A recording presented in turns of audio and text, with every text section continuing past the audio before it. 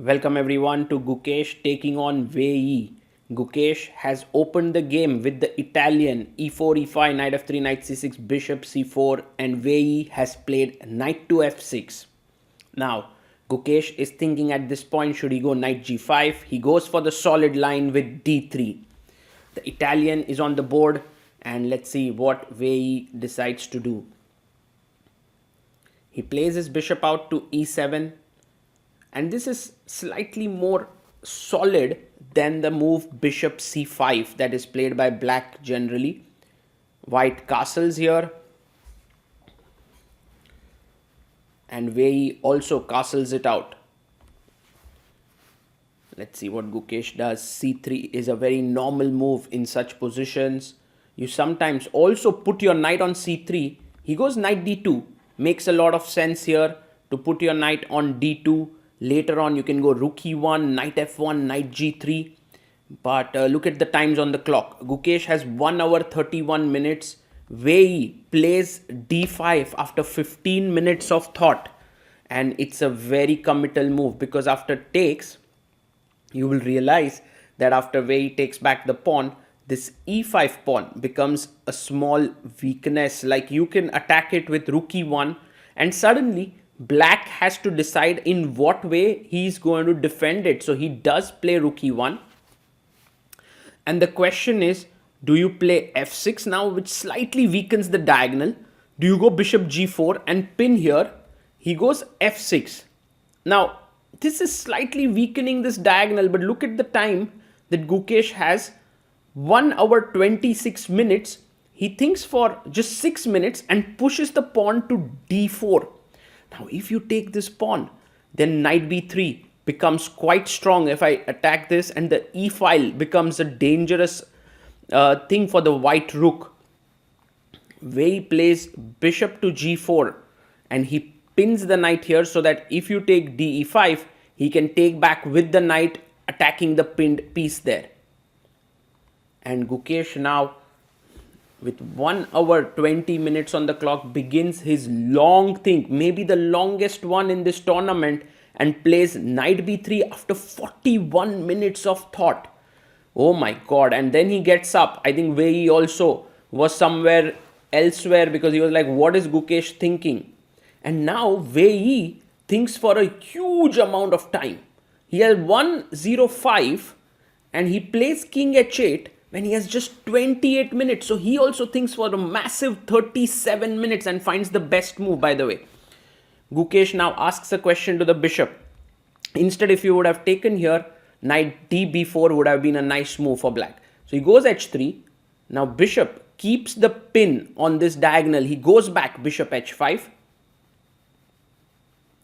And Gukesh plays his pawn to c3. That's a good move, decent move, but you could have also taken here and continued the game. But he goes c3 and Wei Yi takes the pawn on d4.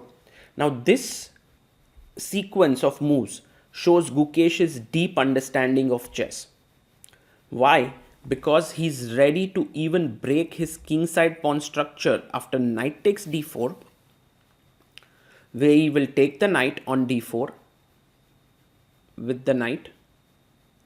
So knight takes d4, and after queen takes on d4, you can take back with the pawn, but then this is a very solid knight here. Gukesh actually decides to take with the queen, and this is tremendous play because he's ready to break his kingside structure here.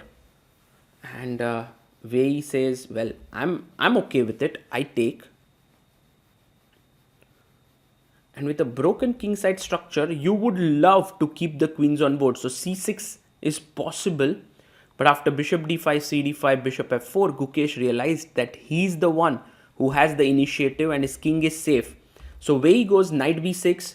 Gukesh trades the queens. Now you can take with the bishop because it's hanging here. But you can also take with the rook because then the bishop is hanging on c4.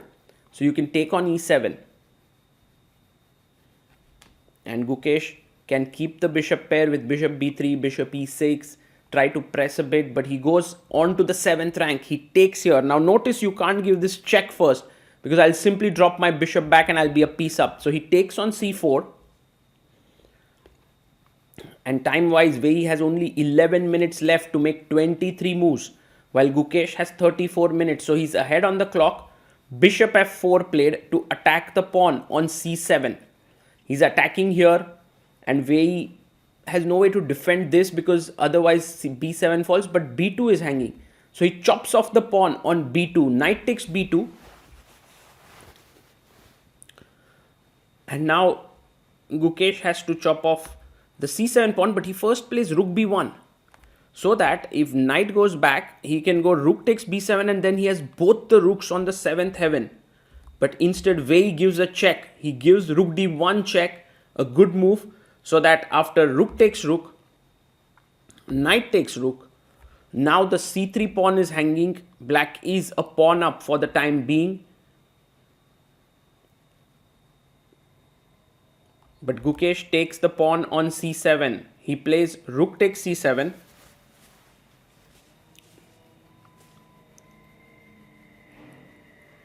And now pawn comes up to b6.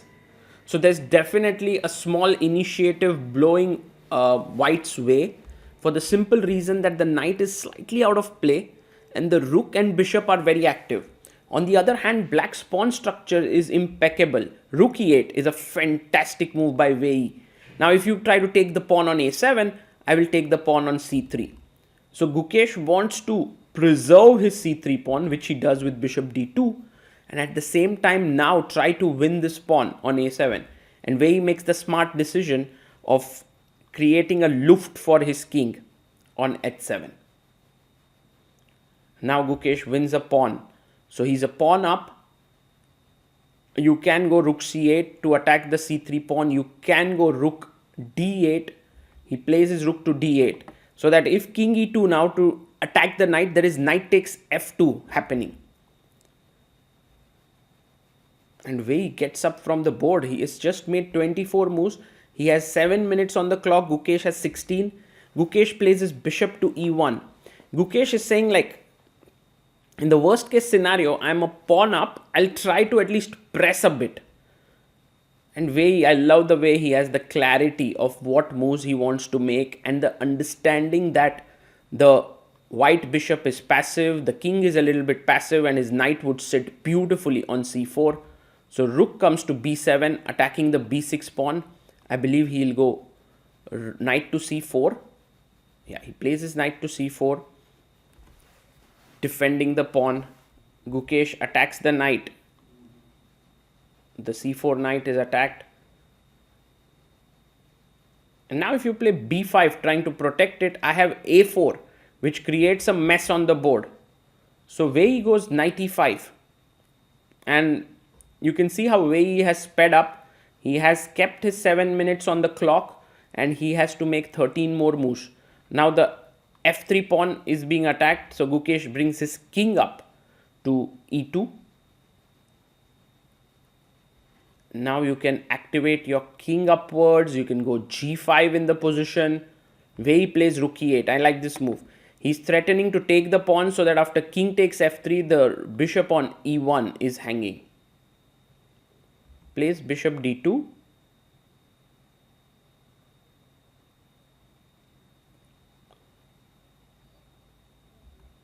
And maybe Wei Yi asked for a draw there. Played knight c4, check. Something of that sort. Bishop e3. Knight takes e3. And they agree to a draw. Because after f takes e3, there is rook a8 and you lose the a2 pawn. So a very, very nice game by both the players. It was kind of very accurate, but at the same time, it also showed how good they both are. And Gukesh was trying to put a bit of pressure over the board and on the clock. But Wei Yi is not an easy opponent to outwit. He has had 10 draws and 1 win in this field. He has been unbeaten until now. But Gukesh maintains his sole lead in the tournament because Nodirbek Abdusataro, who was half a point behind him, also could not win. So that is good news for Gukesh and his fans. With 2 more rounds to go, can Gukesh win the Tata Steel Masters 2025? Only time will tell. As of now, this was a pretty good result for the world champion.